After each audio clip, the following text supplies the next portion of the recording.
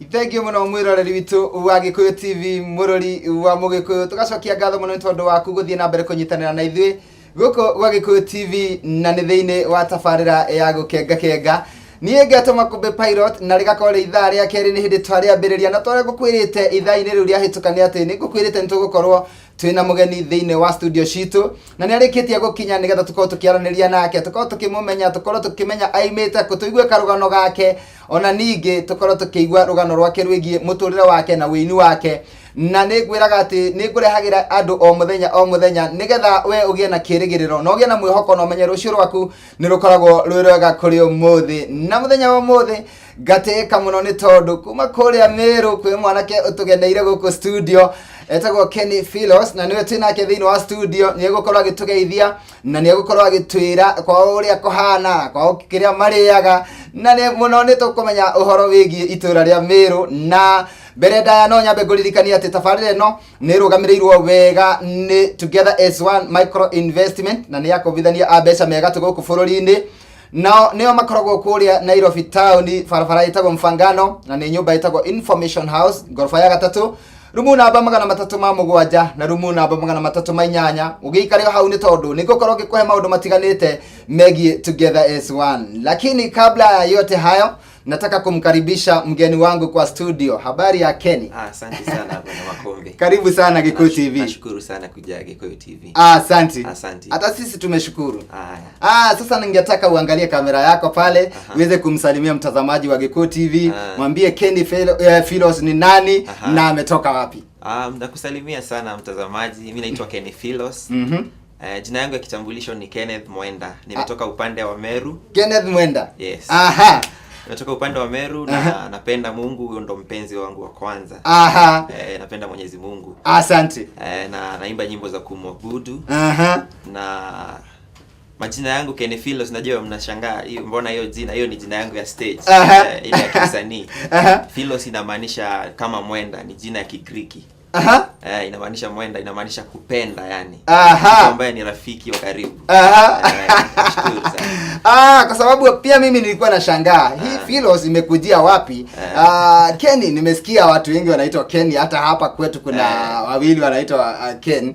Lakini sasa nilikuwa nashindwa hii Philos imetoka wapi? Philos ni jina ya Kigiriki, inamaanisha kupenda, mtu ambaye anapenda, ni kama mwenda Kimeru. Sasa nikaipindua ikawa Kigiriki. Na nikuulize kwa nini ukachagua hili jina ulitoa wapi? Ama nani alikupatia jina kama hili? Hilo jina nililinganisha na jina yangu. Alafu pia mimi nakuanga na ile calling ya kuambia watu wapendane sana. Pia nakuanga friendly sana. Ukiweza kuinteract na mimi utajua mimi mtu ambaye ni friendly kwa watu. So kisha nikachagua ile jina. Sasa swali la kwanza, Kenny Philos ametoka wapi? Amezaliwa wapi? Kijiji cha kwao, county ya kwao na hata town ya kwao tumjue sana. Kenny Philos mimi nimetoka pale upande wa Chuka. Chuka iko Meru. Chuka. Nimezaliwa pale, nimelelewa pale, nikasomea pale. Mpaka hadi nilipomaliza shule ndo nikatoka pale nikaja Nairobi, lakini hapo ndo nyumbani. Kabla hujakuja Nairobi, bado ukiwa upande wa Chuka.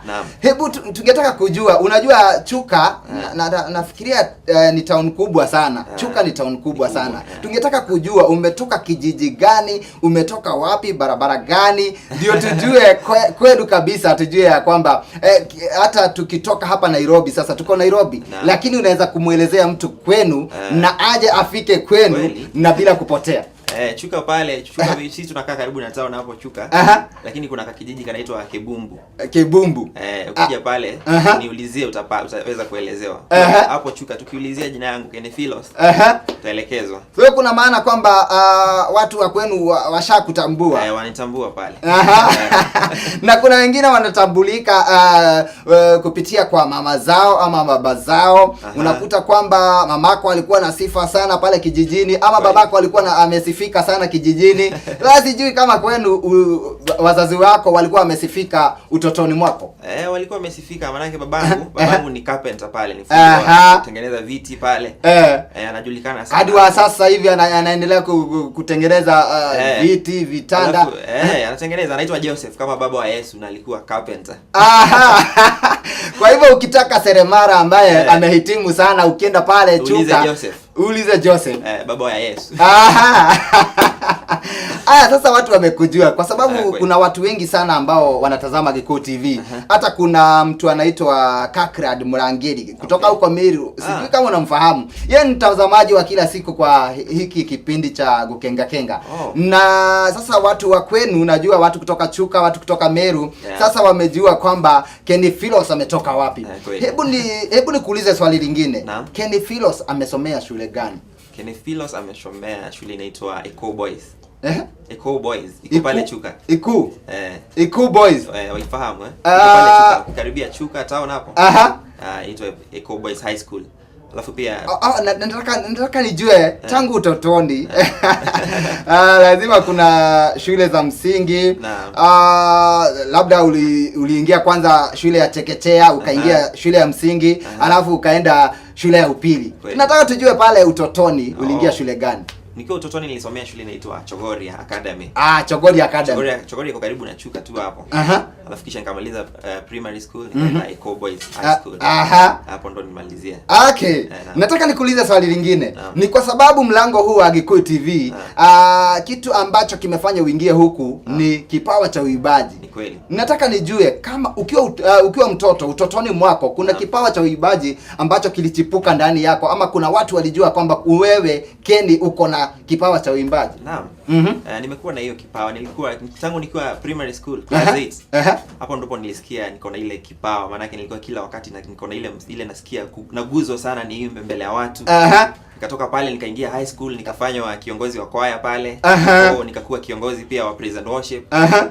Pia nikiwa nyumbani kwa makanisa na naimba huko, watu wananiambia tunangoja kanda zako. Na nikuulize, tangu zamani kule upande wa Meru watu walikuwa hakukuwa na wasanii wengi upande wa Meru.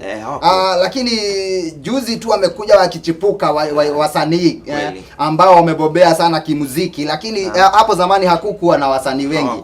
Na hebu nikuulize, ni nini hicho ambacho kilikuvutia kwa uimbaji, ama ni nini, nani alikuvutia kwa usanii? Nikiwa pale kwenye high school, kuna wasanii ambao walikuwa wanakuja kututembelea kwenye shule zetu kwa weekend challenge, wanakuja wanaimba pale. Na mimi nasikia natamani nifike pale pia mimi. Manake pia mimi nilikuwa na hiyo passion, ile ilikuwa inaniuma ndani yangu. Sijaimba, nilikuwa nasikia hapana. Sasa wale watu wakija, tunaenda tuna interact nao, wanatupea namba zao. Alafu kisha nilipomaliza shule hivi nikasema lazima nitaenda kwenye studio. Ningekuuliza swali lingine. Nikuulize, wakati ambapo uligundua, ama wakati mzazi wako ama mwalimu wako aligundua kwamba kuna kipawa cha uimbaji ndani yako, mzazi wako alichukuliaje haya mambo? Kwa sababu kuna wazazi wengine wanasema kwamba kipawa cha uimbaji ni ukora, wewe sasa hautasoma, sasa utaanza kulegea, hautaendelea na masomo yako vizuri, ama hata kwa nyumba hautakuwa unanisikiza. Sijui mzazi wako alichukuliaje kipawa chako cha uimbaji? Mzazi wangu amekuwa akiniunga mkono kabisa. Kwanza namshukuru sana mamangu pale, amekuwa akinisupport. Hata nikipata ufunuo mpya wa nyimbo nilikuwa naenda namwimbia, anafurahia sana, ananiambia utaenda mbali. Kwa hivyo nashukuru sana kwa wazazi wangu, wamekuwa akinisupport. Walikuwa wanasikia, wanaambiwa na watu, kijana wako anaimba sana kwa makanisa huku, naimba, wanafurahia sana. Na ningetaka nikuulize swali lingine. Ukiwa mtoto, ukiwa shuleni, ama labda kanisani ambapo ulikuwa unaenda unashiriki kanisa, najua utotoni mwako kuna kanisa ulikuwa unashiriki huko upande wa Meru. Sijui unaweza sema ni nini ambacho uimbaji ama kuwa na kipawa cha uimbaji ilikufanyia nini katika maisha yako ya utotoni? Ile kanisa. Kwa kanisa ama kwa shule. Kuna faida yoyote ambayo ulipata kwa kuwa na kipawa cha uimbaji? Kweli. Nikiwa kweli pale kanisani nikienda nikiimba, watu walikuwa wanafurahia na wanakuja wanani encourage sana, wananiambia enda mbali, wananipa ile motisha ya kuendelea kuimba. Alafu pia nilikuwa pale kama nilipokuambia shuleni nilikuwa praise and worship. Kwa makanisa nilikuwa naaminika kuimba pale mbele kwenye ibada.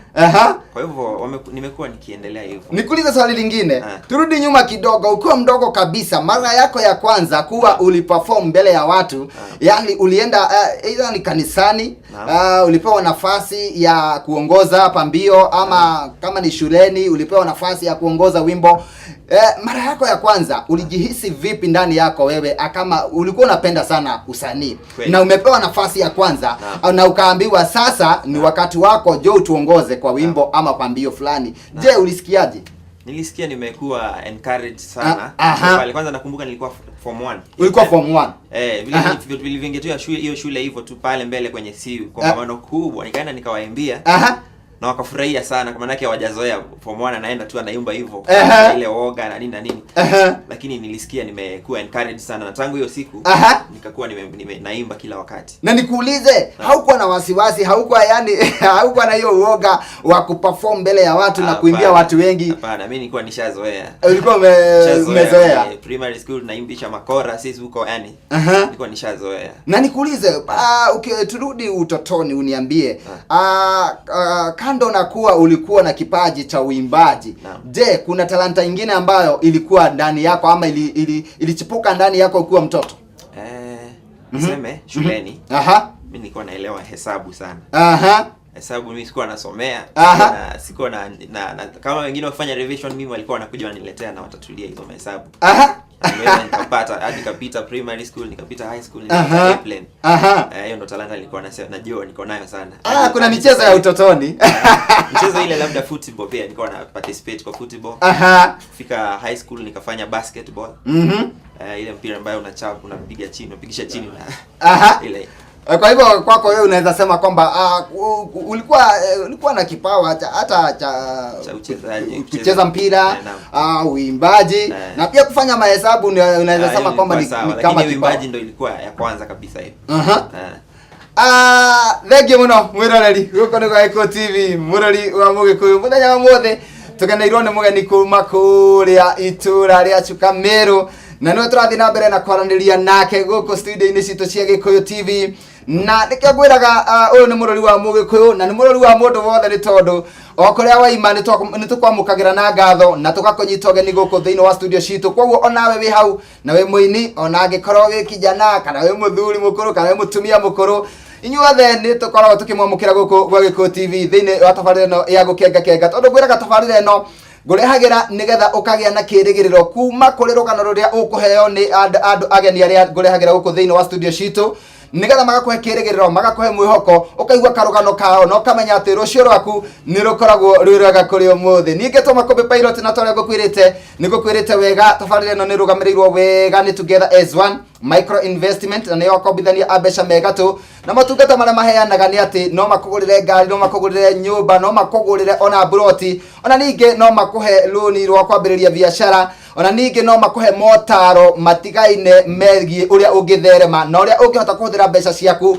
na itikanywe kagera, ni tondu andu aingi ni monaga mbeca no magacoka ni tondu matire no menyo wa gucihuthira, magacikia handu horu na mbeca icio magacoka gucaya thutha-ini ni tondu wacio. Na nigukwirite ati nigukwira kuria makoragwo kuria Nairobi town, na ni thiini wa barabara itagwo Mfangano Street, na ni uguthie nyumba itagwo Information House, kungethera nyumba itagwo Afya Center. Wathi ku gorofa ya gatatu rumu namba 307 na rumu namba 308 ni ugukorwo ugikora Together as One, makwamukira na ngatho, makonyite ogeni na makuhe motaro. Na namba yao ya thimu oya karamu na karatathi umiandike ni 0722882998, niyo kifugo 722 inyanya nyanya 2998. Together as One, magakwira together we can. Nige to Makombe Pilot tukwamba guikiria o hanini tu ndo thutha wa kahinda gatari coho ni tugukorwo tugicokereria nigetha tuigue rugano kuma kuri mugeni witu Kenny Philos wa muthenya wa muthi.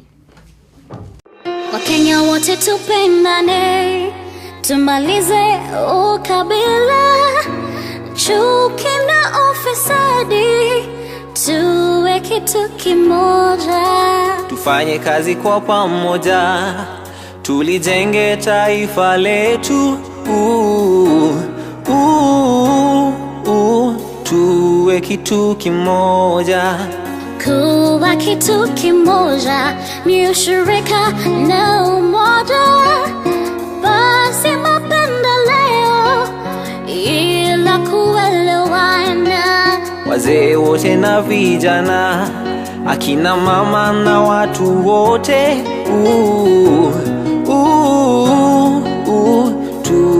kitu kimoja, tufurahia taifa letu na viongozi wetu, tunaipenda huduma yenu na mwelekeo mwema, twawaombea maisha bora, mafanikio kwenu. Asante Baba kwa nchi yetu, nchi nzuri Kenya, Wakikuyu, Wamasai na Wakenya wote, Abaluya, Wapokomo na Wakenya wote.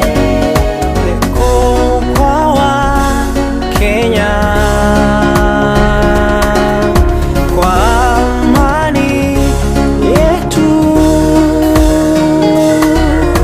viongozi heko, uongozi mwema, twafurahia taifa letu na viongozi wetu, tunaipenda huduma yenu na mwelekeo mwema, twawaombea maisha bora, mafanikio kwenu. Asante Baba kwa nchi yetu, nchi nzuri Kenya, Wakikuyu, Wamasai na Wakenya wote, Abaluya, Wapokomo na Wakenya wote. Asante Baba kwa nchi yetu, nchi nzuri Kenya, Wakikuyu, Wamasai na Wakenya wote, Abaluya, Wapokomo na Wakenya wote. Twafurahia taifa letu na viongozi wetu, tunaipenda huduma yenu na mwelekeo mwema, twawaombea maisha bora, mafanikio kwenu. Asante Baba kwa nchi yetu, nchi nzuri Kenya, Wakikuyu, Wamasai na Wakenya wote, Abaluya, Wapokomo na Wakenya wote. Asante Baba kwa nchi yetu, nchi nzuri Kenya, Wakikuyu, Wamasai na Wakenya wote, Abaluya, Wapokomo na Wakenya wote. Leko kwa Wakenya, kwa amani yetu, viongozi heko, uongozi wema.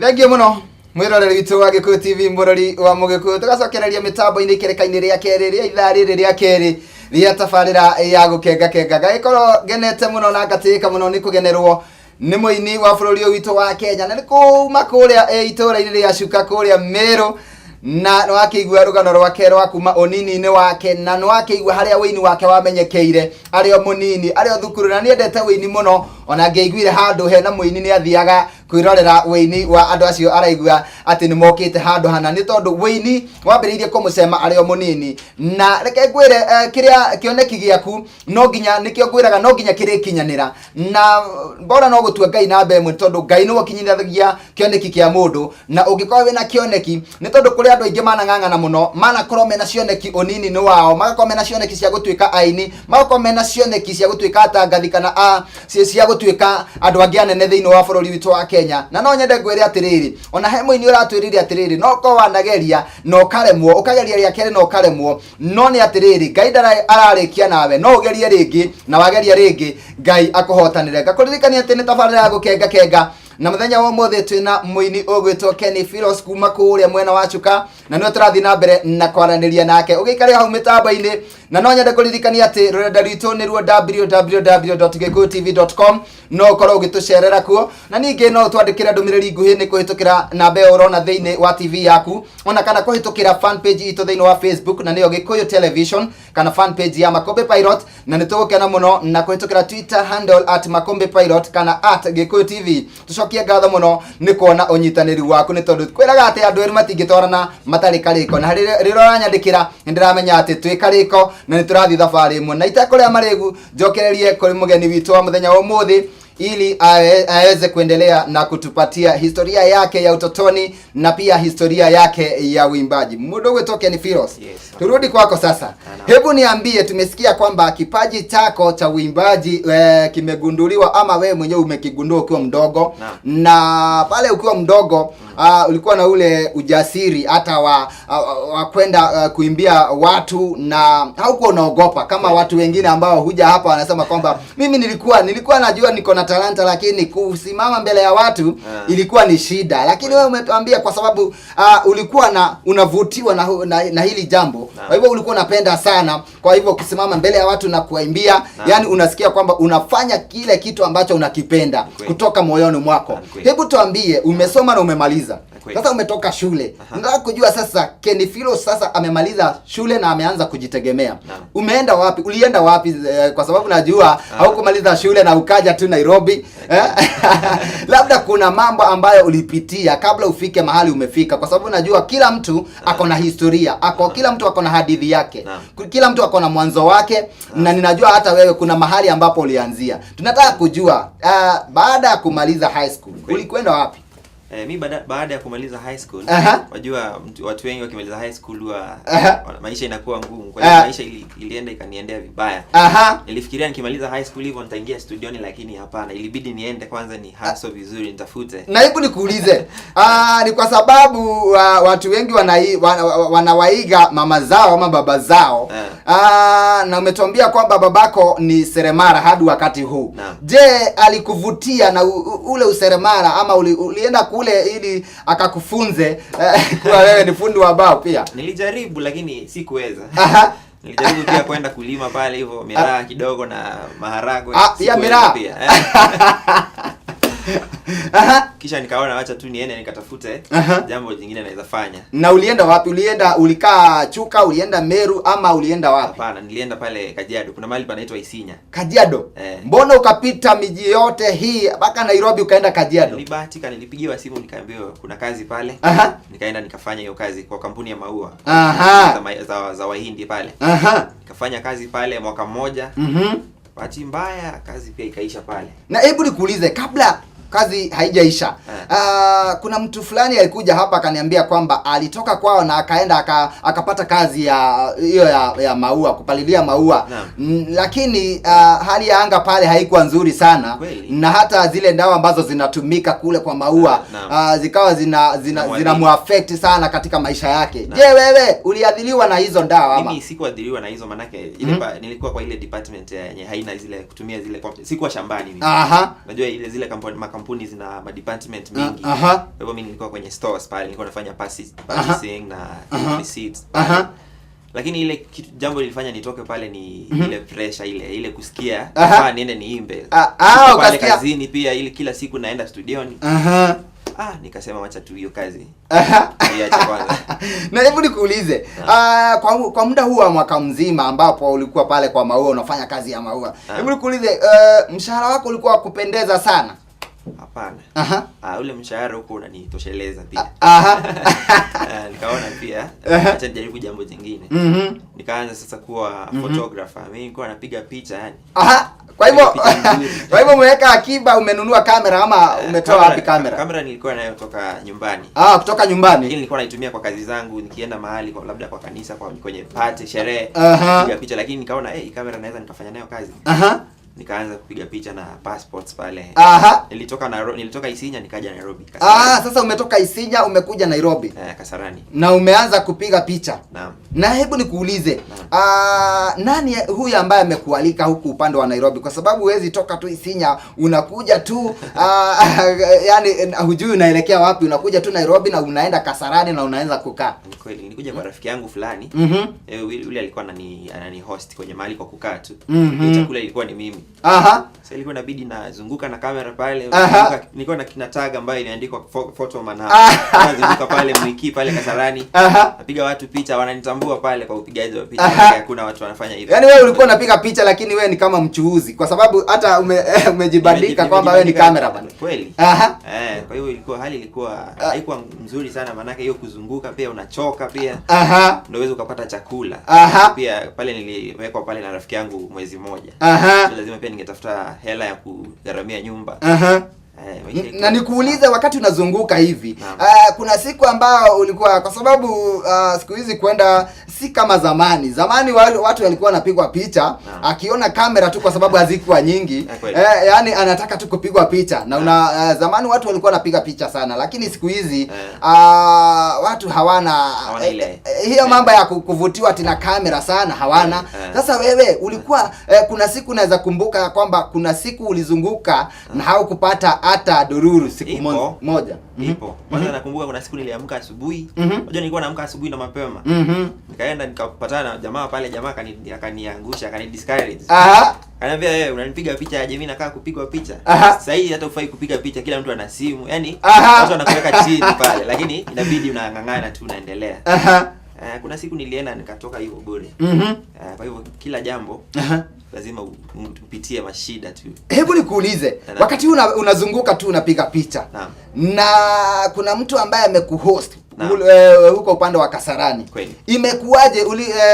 Umehostiwa kwa muda gani?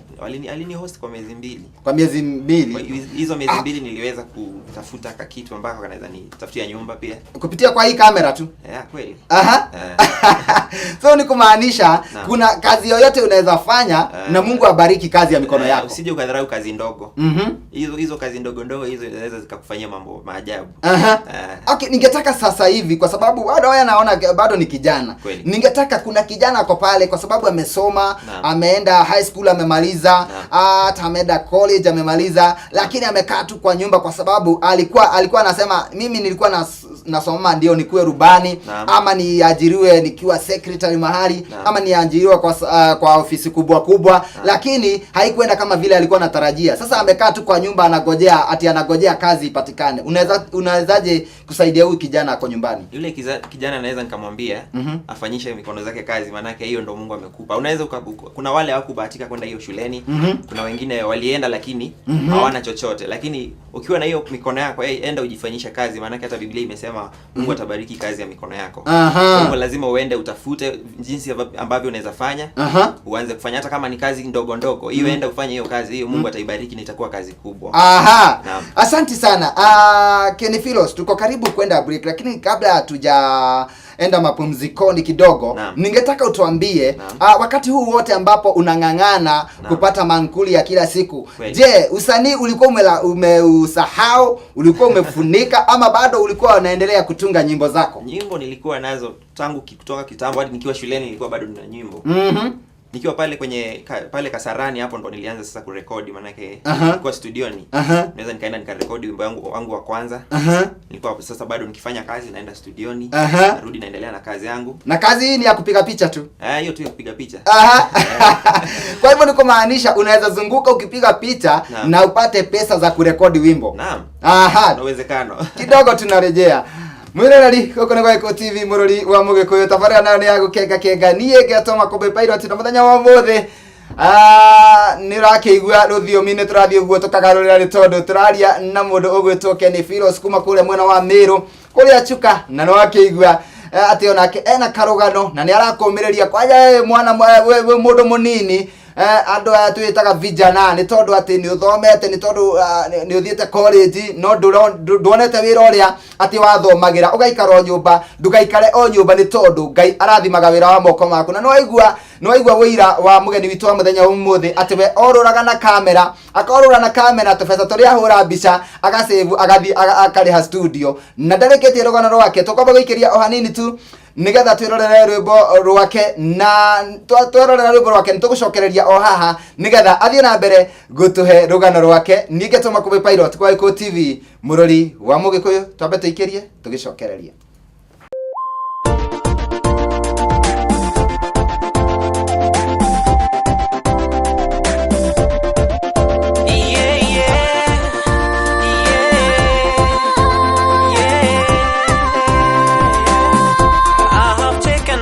Time looking for a best friend, not to get such a friend saturated with love.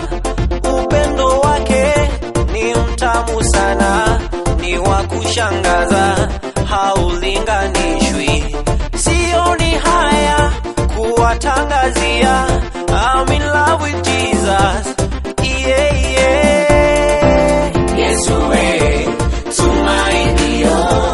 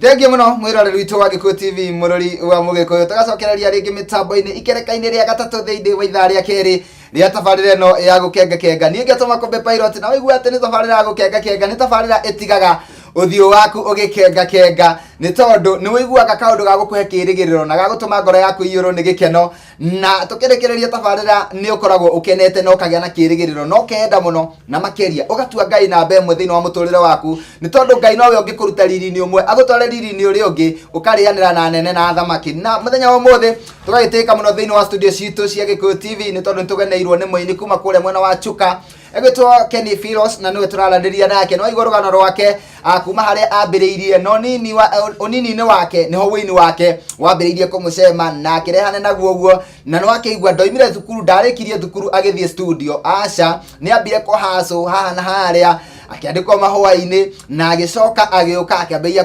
kurura akihuraga andu mbica na kamera na okuma hau kamera-ini niho twatigira ni tondu niho atwira ati niho Ngai ambirie kumurathima na akiambiriria guthie kuriha studio, na twatigirira atiriri ni ambirie guthie studio tuigue kana ni arekondire rwimbo kana ndarekondire kana gwathire atia kana ni atia gukuhanika nigetha acoke akorwo na CD yake arekondete. Na ngurithikanie o ringi toria ngukwirite ni ati tabarire ino tukarugamiriro ni Together as One Micro Investment ni ngukorwo ngikuhe namba ciao. No kwa mbere ndaya twambe tucokererie kwi muini witu wa muthenya wa muthi, anaitwa msanii Kenny Philos kutoka upande wa Chuka, ili aendelee kutuelezea kuhusu labda kuna masaibu alipitia kabla hajarekodi wimbo wake, lakini juu yuko hapa na siku ya leo ni siku yake, ningetaka aendelee kutuelezea yake zaidi. Mdogo to Kenny Philos. Yes. Najua kuna historia, kila mtu ako na historia. Na wewe umetupatia hadithi yako, tumesikia na tumesikia hata kutoka kwa kamera kupiga picha tu. Unapiga picha na sana watu wengi wakipiga picha wanalipwa 50 ama ukilipwa pesa nyingi sana ni 100. Na sasa ningetaka kujua ilikuwaje hizi pesa ukaweka akiba na zikatosha za kwenda studioni? Niliweza nikaweka pesa maana yake nilikuwa najijua. Ukishajua, ukishajielewa utaweza kuweka pesa. Maana yake unajua ile maisha ambayo unapitia, zile mambo umepanga pia. So ilibidi nijipange vizuri, niweze nikaweka akiba, niweze nikajisaidia pia maisha yajayo. Na nikuulize, wakati ambapo uliamua sasa ni kwenda studio, kuna wimbo ambao ulikuwa umetunga. Huu wimbo ulikuwa umeupatia jina gani huu wimbo, na ama ulikuwa unaita huu wimbo namna gani? Wimbo wa kwanza nilirekodi unaitwa Pendo. Huo wimbo unaongea kuhusu upendo wa Mungu kwa kwetu. Alafu jinsi ambavyo watu tunafaa tupendane. Ukisikia ule wimbo utasikia kwamba nimesema Wameru wapende Wakikuyu, Wamasai wapende Wakalenjin. Yaani watu tuweze tukapendana kwa upendo wa Mungu. Hilo ni jambo la maana sana. Alafu kisha tupende Mungu. Kama mimi binafsi mimi waambia watu mimi mpenzi wangu wa kwanza ni Mungu. Maana yake ukishapenda Mungu unaweza kupenda watu. Mungu ni upendo. Na nikuulize, nini hicho ambacho kilikuvutia ili kutoa huu wimbo ama kurekodi wimbo ambao unaitwa Pendo? Nini ambacho kilikuvutia? Je, ulikuwa umezunguka ukaona watu hawapendani, ama nini ambacho ulikumbana nacho ndio ukajua kwamba lazima utoe wimbo ambao unaitwa Pendo? Naam, maisha yangu kibinafsi. Kwa sababu tangu nianze kumpenda Mungu na kuwa na ile uhusiano mzuri na Mungu, hapo ndo niliona mambo inaenda kuwa rahisi zaidi. Hata nikiwa pale kwenye kamera nini, watu Mungu bado anaendelea kuni surprise tu kila siku. So nikaona ni vizuri watu wajue ukishapenda Mungu mambo yako yatakuwa shwari, mambo yote. Alafu kisha nikaona pia watu hawafai wawe na chuki ndani yao, wanafaa wapendane, na wanafaa pia wahubiri upendo pia kwa wengine, ndio tuweze tukaishi kwa umoja pia. Na nikuulize, tangu uanze kurekodi wimbo ama tangu uanze kurekodi nyimbo, ni uko na CD ngapi ambazo umerekodi? Nina kanda ya kwanza, maana yake kanda ya kwanza kitambo sana. Hebu nikuulize, kwani huu wimbo wa kwanza uli record mwaka gani, ama ni mwaka huu ama ni mwezi gani? Hebu tuelezee. Ule wimbo wa kwanza nimeurekodi mwaka huu. Mwaka huu? Ukianzia pale January. Ndio nilianza nikarekodi. Na nikuulize, hii CD yako ambayo ni volume ya kwanza iko na nyimbo ngapi ndani yake? Ina nyimbo kwa sasa ziko zimefikia 3. Zimefikia 3. Lakini kuna zingine ziko jikoni zinaiva.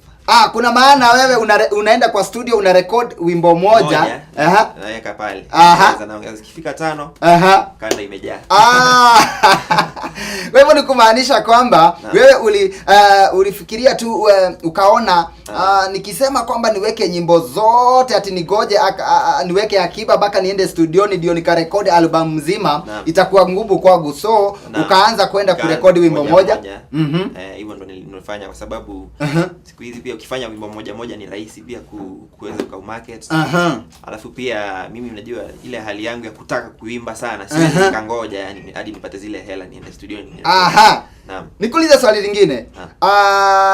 Kuna matarajio, watu huwa na matarajio tofauti wanapoingia katika usanii. Sasa wewe sijui unaweza kutuambia matarajio yako yalikuwa yapi ndio uingie katika usanii? Mimi jambo la kwanza nilitaka kuimbia Mungu. Alafu pia usanii unajua ni huduma, ni kama vile pastor. Ni vile ni tofauti na kujia jinsi ambavyo unapeana ile ujumbe.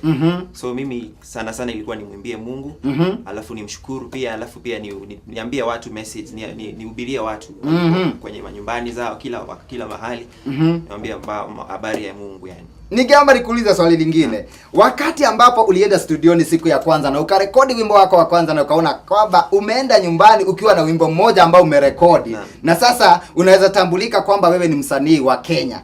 Sijui ulihisi vipi ndani yako? Nilisikia vizuri, maana ile ilikuwa ni mzigo iko ndani yangu. Nilipotoa nilisikia roho yangu imetulia. Nilisikia nimefanya jambo. Kwa hivyo mtu akiwa na kipaji cha usanii ndani yake ni kama mama mjamzito. Sasa baka ujifungue ndio uweze kusikia kwamba uko salama. Na ndoto yoyote ile, ukishatimiza ile ndoto, mtu anasikianga roho yake imetulia kabisa. Naam. Na ninaweza kukuuliza hata kama hujakaa sana katika usanii, nimesema ni kuanzia mwezi wa kwanza ndio umerekodi wimbo wa kwanza na hadi wa sasa tuko mwezi wa 10. So umekuwa katika usanii kwa miezi kama 9 hivi. Hebu niambie ni yapi unaweza sema kwamba kuna mambo mazuri ambayo nimekumbana nayo katika usanii? Mambo mazuri hapo manake kujuana na watu wakubwa, yani watu ambao wanaweza kuwa na mwelekeo. Hilo ni jambo la maana. Kujuana pia na wewe Makombi pia. Unajua si jambo la kawaida pia. Asante. Alafu pia kuna watu ambao wanabarikiwa na wimbo wako, wanakuja wanakubaliki, wanaambia utaenda mbali. Bahasha. Kweli. Mambo yapo mazuri. Alafu pia Mungu pia uhusiano wako na Mungu unaendelea ukiongezeka, na hilo ndio jambo la maana pia. Alafu nikajua kwamba ulifanya kitu ambacho ulikuwa unatamani kwa moyo wako na kimetimia. Na hebu nikuulize, katika usanii kuna changamoto nyingi. Wewe unaweza kutuambia ni changamoto gani ambazo umekumbana nazo katika usanii? Changamoto ziko. Huwezi sema kila mtu lazima awe na changamoto ambazo anapitia. Na mimi zangu wengi unajua mtasema kukosa hela nini. Kweli kwangu nilikuwa na hiyo shida ambayo singeweza kupata zile hela zote. Kwanza nilifanya audio, kangoja kwanza ikabidi ni hustle vizuri miezi kama 2 ndio nije kufanya video. Kwa hivyo ukosefu wa hela ni shida ya kwanza. Jambo lingine ni impatience. Sasa ni wengi tunatakanga mambo ziende haraka venye tunatarajia, lakini nilikuja kuona lazima uwe na ile unataka tu kwa siku moja ukue kama msanii fulani. Sasa ile ukiona itatendeka hivyo unasikia uchungu ndani yako, ni producer mbona ananiweka? Lakini ile niliweza kuelewa na nikajua vizuri pia patience. Alafu pia si watu wote ambao wanakupokea vizuri unavyotaka. Ya marafiki unafikiria ukirekodi wimbo atakuambia uko juu wewe umeshakuwa celeb, lakini hapana. Kuna wale watakupokea vizuri na kuna wengine watakudharau. Turudi nyuma hatua mbili nikuulize. Wakati ambapo ulirekodi na sasa ukawa sasa wewe ni msanii wa Kenya, umerekodi album, umerekodi wimbo wako wa kwanza. Na najua kwamba kuna vile uliwafikishia wazazi wako ripoti ya kwamba mimi nisha rekodi wimbo. Sijui mamako mzazi ama babako mzazi, sijui hili jambo walichukuliaje? Walifurahia sana. So nakumbuka tulienda wakaniombea. Walifurahia sana, kwanza wakaitazama pia kwa furaha. Hadi mandugu zangu, wadada zangu walipenda. So unaweza sema kwamba familia yako hili jambo walifurahia sana.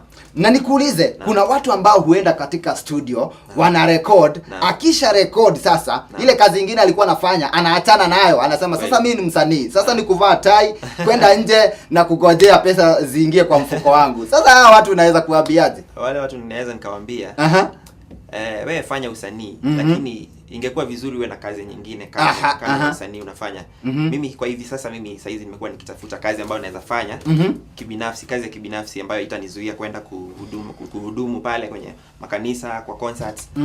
Ni vizuri uwe na kazi nyingine. Hata wasanii wakubwa kabisa wana makampuni zao.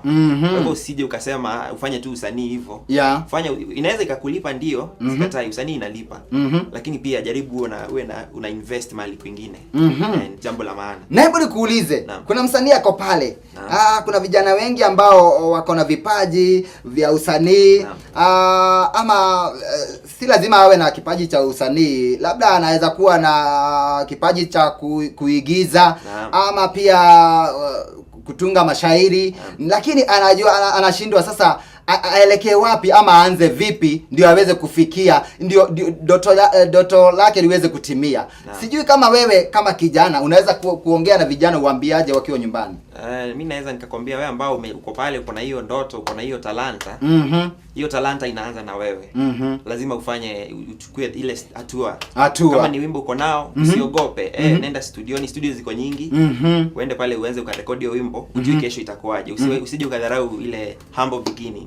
Mwanzo mdogo. Na kuna watu wanafikiria lazima ukue na pesa nyingi sana, 1,100, 1,200 ndio ukaweze kurekodi wimbo wako. Unaweza kumwambia si lazima, maanake Mungu ni mwaminifu. Mungu akishaona ile roho yako inataka imuimbie, ama ile talanta yako uko nayo unataka uifanye, Mungu ataweza akakusurprise. Utapata tu kesho hivi pesa ndio hii inakuja, pesa inakuja. Yani utapata mambo ni rahisi, bora tu uwe na ile aggressiveness, ile passion ya kufanya lile jambo.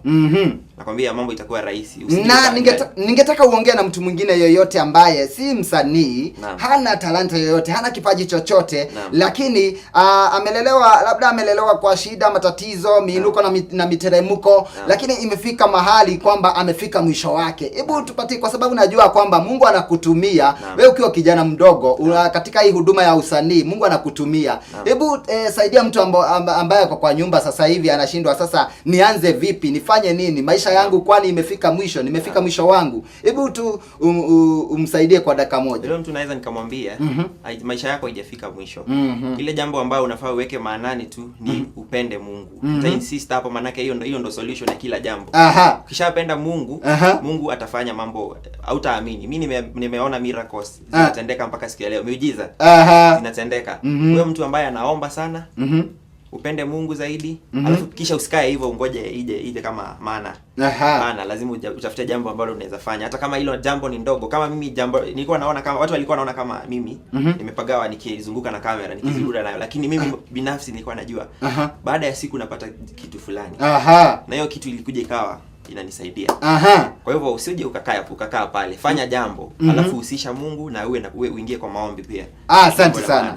Murori huko ni Waiko TV, murori wa Mugikuyu. Tabara naone yago kega niye geto makobe pilot na muthenya wa muthe gagiteka munene tondu wa kuma kule mwena wa Cuka mwena wa Meru twina mugeni na nĩ mũini wa bũrũri witũ wa Kenya etagwo Kenny Philos, na nĩ wakĩigua rũgano rwake kuma harĩa ambĩrĩirie, na nĩ wakĩigua makĩria inyuĩ rika rĩrĩ inini nĩ arathiĩ na mbere kũmũmĩrĩria atĩ ona okorwo nĩ wathomeire ũndũ na ndũnagĩa na bahati ya kuona wĩra ũcio wathomagĩra, no ũrute wĩra o wothe na Ngai arathime wĩra wa moko maku na gũtue kĩrĩa wendaga gũgatuĩka, nĩ tondũ ũngĩtua Ngai namba ĩmwe no arĩkinyanĩria rũciũ rwaku. Tũkwamba gũikĩria hanini no tũgĩcokereria nĩ tũgũka nĩgetha tũkorwo tũgĩtiriha tabarĩra yo mothe ya kenga ninge to makobe pilot kwa Waiko TV, murori wa Mugikuyu, ndugagithia haraya.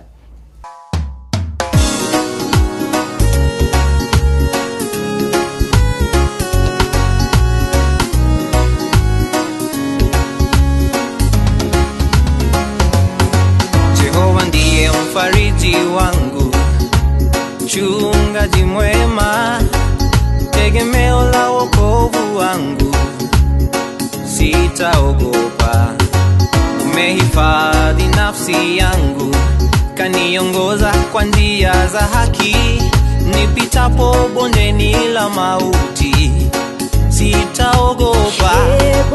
Umeijenga roho yangu, ukaifanya kiumbe kipya, wewe watosha maisha, tegemeo la kweli. Umetawala utukufu dunia yote, makerubi na maserafi wa kuabudu, hata ndege wa angani wanakusifu wakisema mtakatifu, tegemeo la kweli. Umeijenga roho yangu, ukaifanya kiumbe kipya, wewe watosha, tegemeo la kweli. Umeijenga roho yangu, ukaifanya kiumbe kipya, wewe watosha, tegemeo la kweli. Na wasihi wale wote wamelemewa, wamwite Bwana mwenye uwezo, ni mwaminifu. Wale wagonjwa na walofiwa, msikate tamaa. Jehova ndiye tumaini, tegemeo la kweli. Umejenga roho yangu, ukaifanya kiumbe kipya. Wewe watosha, tegemeo la kweli. Umejenga roho yangu, ukaifanya kiumbe kipya. Wewe watosha, tegemeo la kweli. Yesu ndiye taa yangu, taa njema, taa yangu, yaongoza taa hii, taa njema, taa yangu, yaangaza taa hii, taa njema, taa yangu. Yesu ndiye taa hii, taa njema, taa yangu. Umejenga roho yangu, ukaifanya kiumbe kipya. Wewe watosha, tegemeo la kweli. Umejenga roho yangu, ukaifanya kiumbe kipya. Wewe watosha, tegemeo la kweli. Thengio muno mwiroreri witu twendete wa Gikuyu TV murori wa Mugikuyu, tugacokereria ringi mitambo-ini ikereka-ini ria kana na nigo katoka gutiriha tabarira yo muthi ya gukenga kenga gagiteka muno ntondo waku we wambaririe na ithuĩ o nginya haha twakinya na nĩ njũĩ atĩ mũthenya wa mũthĩ nĩ wateithĩka na nĩ njũĩ he kaũndũ waigua ngoro yaku yaiyũrwo nĩ gĩkeno nakĩo gĩthithi gĩaku gĩa kenga kenga na nĩ njũĩ nĩ watua Ngai namba ĩmwe thĩinĩ wa mũtũrĩre waku nĩ tondũ Ngai nowe ũngĩtũma rũciũ rwaku rwagĩrĩre nĩ tondũ Ngai arĩ muoyo we ũkamenyaga atĩ no ũkona rũciũ na rũciũ rwaku nĩ rũgakorwo rũrĩ ũmũthĩ tũrorete kũinĩkĩrĩria no tũtanainĩkĩrĩria no nyende kũhe kanya gaka mũgeni witũ wa mũthenya wa ũmũthĩ nĩgetha ndĩmũrie ciũria igĩrĩ ithatũ na tũcoke agĩtũhe namba yake ya thimũ na atwĩre kũrĩa onekaga na bila kupoteza wakati narudi kwake msanii wetu wa siku ya leo ndio aweze kutuambia mawili matatu. Kenny Philos, ningetaka kuna watu wawili watatu ama ambao ningetaka usaidie tukimalizia. Lakini kabla ya hayo kuna watu husema kwamba huyo msanii ni kama yeye ni kama si yeye na wengine wanasema kwamba unajua kuna watu wengi sana wanatunga nyimbo alafu wanaenda wanalipa watu wana kwa studio kwa sababu hawana zile sauti. Ningetaka kusikia hiyo sauti yako utuimbie wimbo moja ama hata kama ni stanza moja ama chorus utuimbie tu kidogo tu kwa sababu hatuna muda ndio tuweze kumalizia. Nitaimbia ile wimbo inaitwa Tegemeo, ile reggae. Aha. Umeijenga roho yangu ukaifanya kiumbe kipya, wewe watosha, tegemeo la kweli. Yes, ni chorus. Aha. Afikisha kuna nyingine ile patriotic ile inaongea kuhusu watu wa Kenya kupendana. Aha. Inasema hivi. Wakenya wote tupendane, tumalize ukabila, chuki na ufisadi, tuwe kitu kimoja, tufanye kazi kwa pamoja, tulijenge taifa letu, tuwe kitu kimoja. Wow, asante sana na umebarikiwa na sauti pia na siku hizi watu wa Meru wanabarikiwa sana. Mungu amewabariki sana kwa sauti na kule kuna wasanii wengi sana wanatoka upande wa Meru. Washaanza kuchipuka. Na ukienda wakati utaenda upande wa Meru wakaribishe sana. Uambie tumewakaribisha sana hapa kwa Gikuyu TV. Kuja nitawaleta. Kitambo watu walikuwa nafikiria kwamba Meru hakuna msanii anaweza toka huko lakini sasa Mungu ni kama mmejidhihirisha kwamba anaweza kubariki wasanii kutoka upande wa Meru. Na wewe ni mmoja wao na tumesikia kwamba hiyo sauti iko sawa na unaenda vizuri na nikwambia kwamba umebarikiwa. Nashukuru. Na sasa ningetaka kwa sababu tunaelekea ukingoni mwa kipindi chetu cha Gukenga Kenga siku hii ya leo ningetaka kuna mtu ambaye unajua kwamba unaweza kumbuka mmoja, wawili. Najua ni watu wengi ambao unaweza sema kwamba wamekuwa baraka katika maisha yako. Kuna mtu mmoja kushika mkono alikuvukisha daraja fulani. Wao ningetaka utambue watu wawili ama watatu kama utawakumbuka. Kwanza nataka nishukuru anaitwa Bena. Bena anakuanga ni manager wangu. Anafanya pale King Bees. Nimshukuru sana kwa sababu ana kazi mzuri sana. Alafu kisha nishukuru dada anaitwa Zipiga Chengo, yeye ni mwimbaji. Yule ndo sali anivuta akanionyesha studioni. Zipi pia yabarikiwe sana. Alafu siwezi nikasahau wazazi wangu, mamangu, babangu. Na mabrother zangu pale nyumbani. Nimsalimie Kamau akiwa Isinya, nimsalimie mwimbaji mwingine anaitwa Joshua Nyati, nimsalimie Karo akiwa pale Embu. Nawapenda wote. Nimsalimie pia Dorothy akiwa pale Saudi Arabia. Nawapenda sana. Na nikuuliza swali la mwisho. Watazamaji wote na mafans wangu nawapenda sana. Ningetaka nikuuliza swali la mwisho. Kwa sababu wasanii wengine wakishatoa ngoma sasa inakuwa sasa kanisani ni kwa heri. Sasa sijui kama wewe unashiriki katika kanisa lolote? Sasa hizi niko kwenye kanisa fulani pale town inaitwa Delta Altar Worship. Na hapo ndipo nashiriki. Msanii na huyu mchungaji wako anaitwaje? Anaitwa Reverend Elizabeth. Unajua ni vibaya sana ukija hapa na kutazame halafu hautamsalimia. Na mama wa kiroho huyo. Akinishikilia na ni-encourage na niombea. Nashukuru sana mama. Haya, ningetaka kwa sababu kuna watu wamependezwa na uibaji wako, usanii wako na labda wangetaka kukualika katika kongamano fulani mahali popote pale, mahali popote ambapo Mungu anasifiwa na najua kwamba unaweza enda.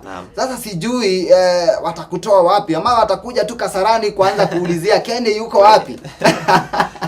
Naweza nikawapa namba yangu ya simu. Tupatie namba ya simu. Namba yangu ya simu ni 070707. Sema kwa utaratibu tena. Yaani 070707 3895. Nirudie tena. 070707 3895. Kisha unaweza ukanipata kwenye Facebook. Facebook naitwa Kenny Philos. Instagram hivyo, Twitter hivyo, alafu pia YouTube unaweza ukapata nyimbo zangu pale, naitwa Kenny Philos, KENNY PHILO. Philos.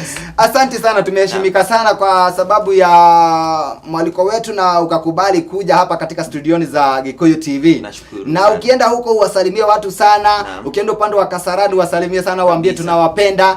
Na hata ukienda upande wa Chuka Meru uwasalimie sana na waambie tunawapenda sana hapa kama Gikuyu TV. Asante sana. Nashukuru sana. Na karibu. Na ukienda ufanikiwe. Asante. Karibu.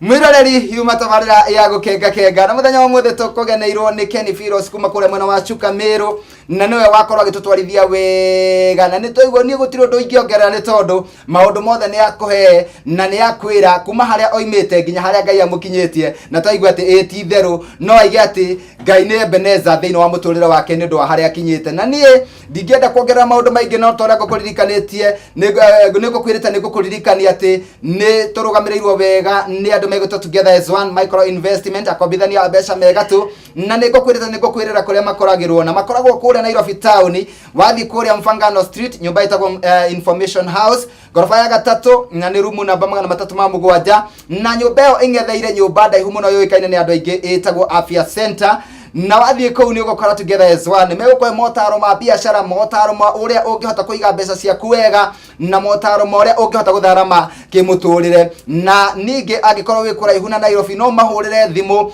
nayo thimu yao ni 0722882998 now together as one magakwira together we can nani no njugire tonda mugikuya igaga thina wega na tigona wega itingegiria tukona na rucio Ngai agikurathima akuhe thayo na ugima wa mwiri ugetekira rucio mahinda na mathata maya tucemanie guku gwa Gikuyu TV tabarira inenge ya gukenga nie ngetwa Kombe Pilot bekwira ni kwendete muno ugie na miaraho miega na Ngai akurathimire wira wa moko maku. Asante sana. Nashukuru sana. Wakenya wote tupendane, tumalize ukabila, chuki na ufisadi, tuwe kitu kimoja. Tufanye kazi kwa pamoja, tulijenge taifa letu. Tuwe kitu kimoja. Kuwa kitu kimoja ni ushirika na umoja. Basi mapendo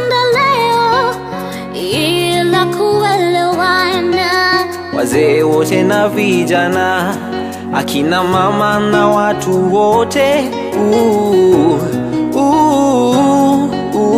Tuwe kitu kimoja, tufurahia taifa letu na viongozi wetu.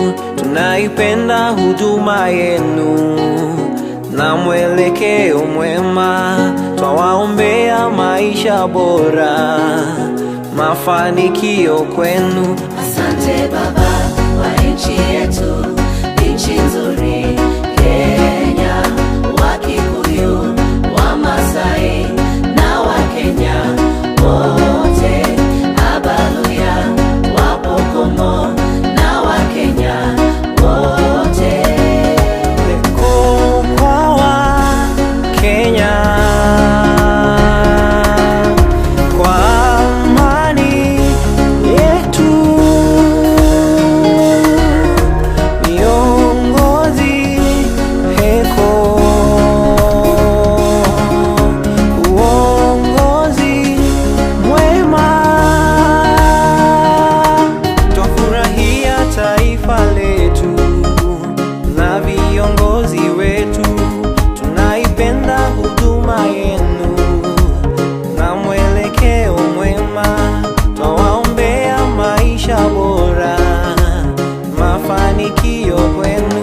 Asante Baba wa nchi yetu, nchi nzuri Kenya, Wakikuyu, Wamasai na Wakenya wote, Abaluya, Wapokomo na Wakenya wote.